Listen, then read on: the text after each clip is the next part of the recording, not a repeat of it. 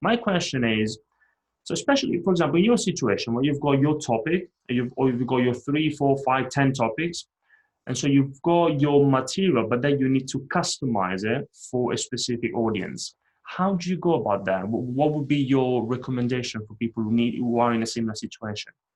So there are two ways of doing it, and I use both. And one is so like many people who work with presentations, I'm very keen on having stories, anecdotes, and so on that make your point for you.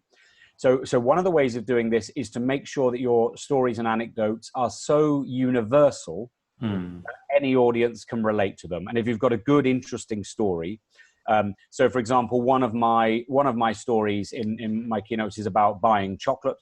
And everybody can relate to buying chocolate, right? Pretty much everybody can. Another of my stories is about a property, either renting or buying a property. And again, everybody sitting in an audience of mine has either rented somewhere or has bought somewhere or wants to buy somewhere. So that's one way of doing it, is having some stories that everybody finds interesting, everybody can relate to. And then the second, of course, is to dig into the world of the audience a bit and bring out things that are relevant to them. And I'll do that at least once in every keynote I deliver. So, for example, if I'm speaking to let's say a firm of lawyers who specialize in, I don't know, I'm making it up on the spur of the moment, but let's say they specialize in cross-border trade disputes. I'm making that up.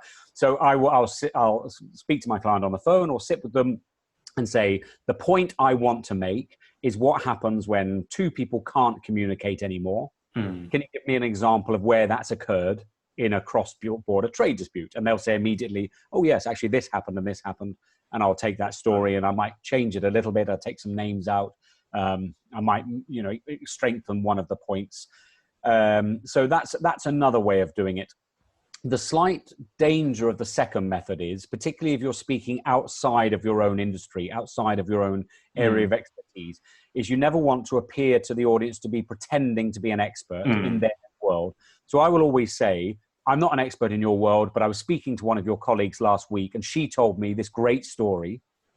And I'll tell them the story as if it's come from a third person, because I don't want, because it's very easy to get it wrong if you pretend to be an expert in the audience's world.